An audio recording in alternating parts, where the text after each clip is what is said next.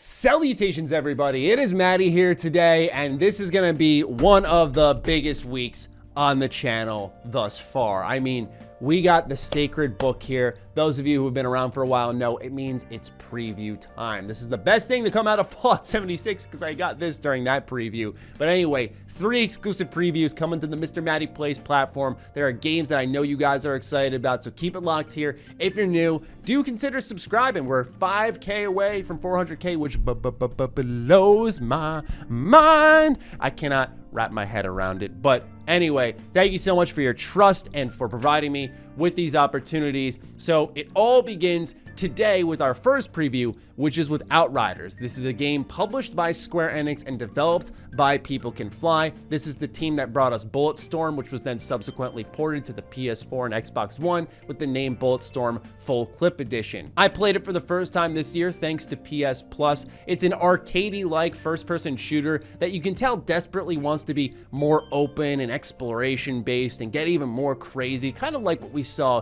with Doom 2016 eventually, but it just simply couldn't on those older systems. It had really cringy bad dialogue, which I felt made the game even better, like the best type of bad, quite honestly. And so to go from that to something like Outriders, which is a third-person action RPG with a lot of looter shooter elements embedded into the core experience. You've got something that's very much inspired by Destiny and Borderlands, and I thought to myself, oh boy, do we have another copycat here? But what I played, I really enjoyed.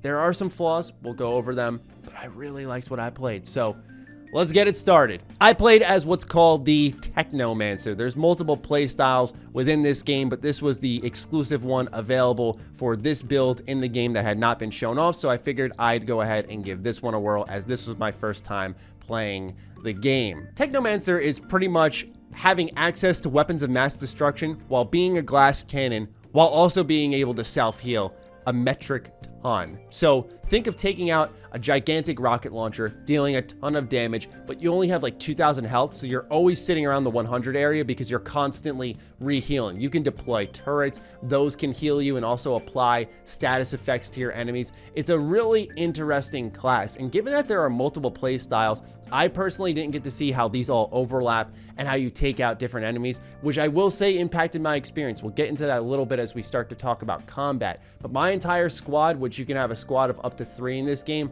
all played as Technomancers. There's multiple skill trees for this class. There is the Pestilence, Shaman, as well as the Demolisher. Shaman focuses on being more in the middle, mixing the two together, while Pestilence is lifesteal and Demolisher is aggro. And there's going to be tons of weapons that you're going to loot throughout your experience, and these weapons can be modded. We saw a little bit of that in this build, which was also new to us, and the effects of said weapons and armor were really powerful, where I felt like it really did empower the player in turn. I feel a lot of these games play a tight numbers game, like 2% this, 3% that, 4% that. Then they account for all of your teammates coming together. So now it's like 16% as a team total if you all have that same status effect, and then you start to feel the effect then. Personally, I like it when the game says, here's the power, have a good time. Outriders does do that, and then you can add more things to your weapon to make them even better, make it more of yours. There is that level of customization there that I appreciated. And what's even more interesting is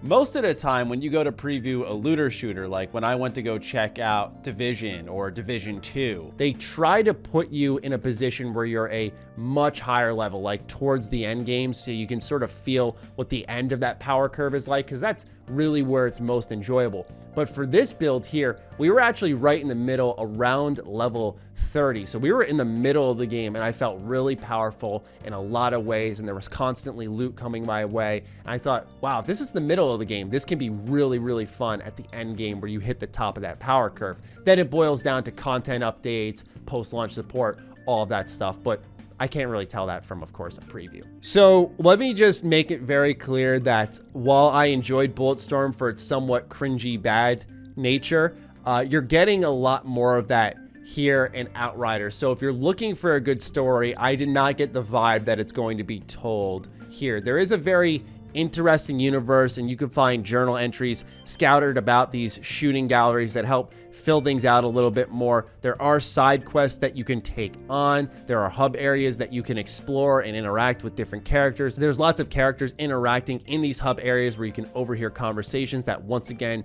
do help build the world. But sort of like what I mentioned with Bulletstorm, where I said the acting was so bad it's good, I got a vibe here with that with Outriders. And I know it's not everyone's cup of tea, and I don't know what it is. It's like Venom, right? Like, I remember Venom was a movie I was like, this really isn't good, but my brain loves this. No, but I owe you one for helping you with Charlotte.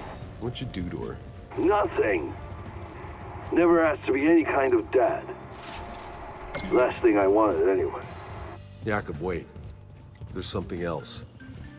I've seen her before. What? Where? I had a vision when I was in cryo. Kurva. You two with this shit? Give me a break. Today, we shall see victory! A great new altar fights at our side. Together, we shall fight them up! It's corny, it's cheesy, it's wacky, as you can tell. So whether or not you're into that type of stuff and how it sweetens your experience, you may get tired of it over time. Over the 3 hours, I kind of just found it laughable. There's also this incredibly weird, shaky camera during dialogue. Like, it's just constantly like moving around, and I couldn't wrap my head around why this was a thing. You know, if anyone from Square Enix or People Can Fly is watching, this has to go. This will instantly be a complaint amongst many people. I would recommend trying to fix this in some form or fashion, or just keep the camera stable, because it does not enhance anything. It does not make the cutscene more interesting. It just gives me a headache. So the way the general gameplay loop is that you go into a hub area, you get a stretch of missions, which then lead into a bunch of shooting galleries, and then you repeat that. Now, as you're going through these shooting galleries, you may sometimes encounter side quest areas, which are not directly intertwined with the main story and actually involve a loading screen to get to, which did make the game feel admittedly a bit dated. Furthermore, they build scale with this world because they give you a truck, which is pretty much your way of fast traveling to different mission hubs in the game world. And as you go into these mission hubs, that's when you start to see lots of enemies. Like, this game throws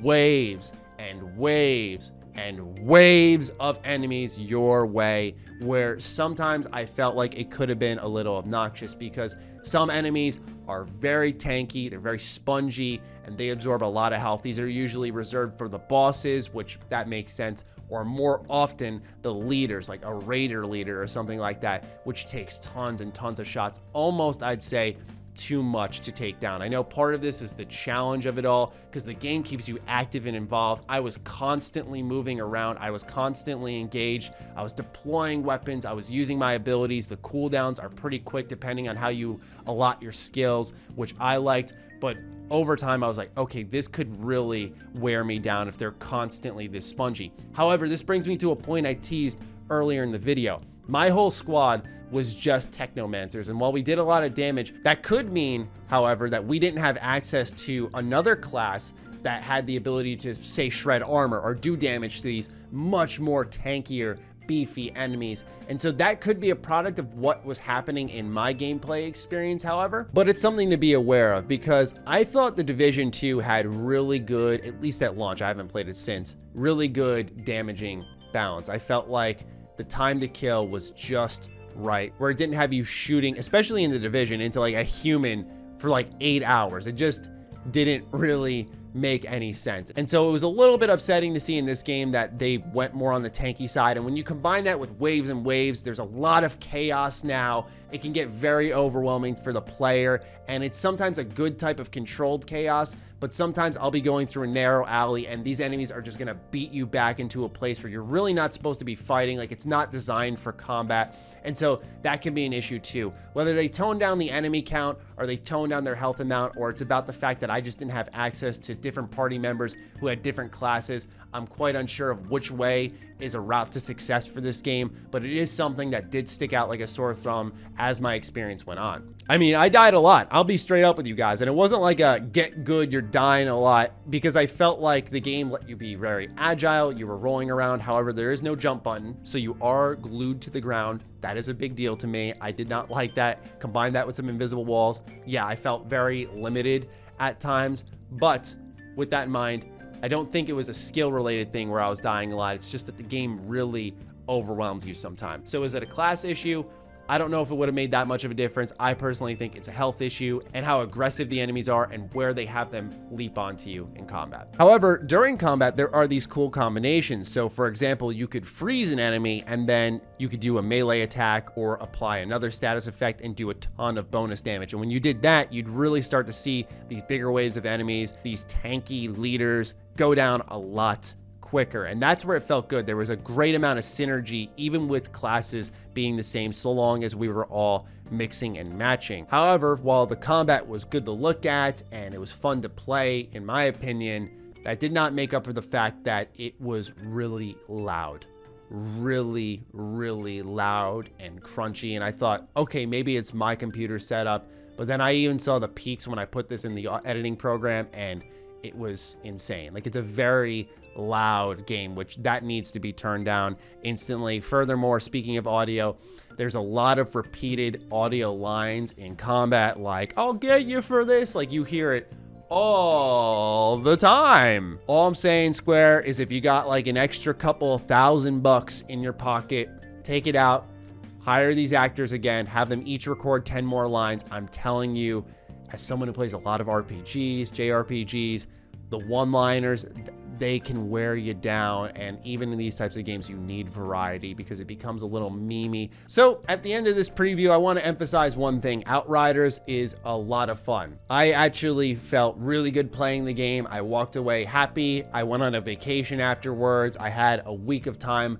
before my gameplay actually got to me to make this preview. And the whole time I was thinking, I actually enjoyed that. So I had time to let this really set in and digest my experience, and I thought maybe I liked it at first, but I won't like it over time. And Square Enix was nice enough to give us a lot of time to really think over our experience, and I still at this point in time really enjoyed what I played. I think there are some flaws that could easily be worked out and can make the game drastically better, and if they do account for that feedback, this is something that I really think you guys should keep your eyes on. It can sneak up on us all. I know some people out there are much more experienced Destiny players than I, so maybe you're seeing more similarities than me, but just those games don't grab me. Something about Outriders and its third-person combat, the amount of loot it had, how it was changing how you looked, something that Avengers, another Square Enix game, wasn't doing, I really did appreciate. So I think there might be a bit of a hidden gem on our hands here. Like I said, with that kind of bad, cringy story, it's a bit of a tough sell right now, but I liked what I played. I'm going to be curious to see what everyone else on the internet thinks. I don't really know anyone else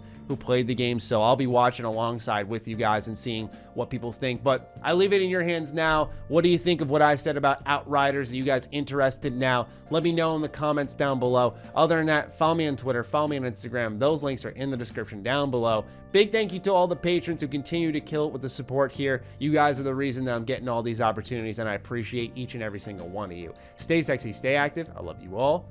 Peace.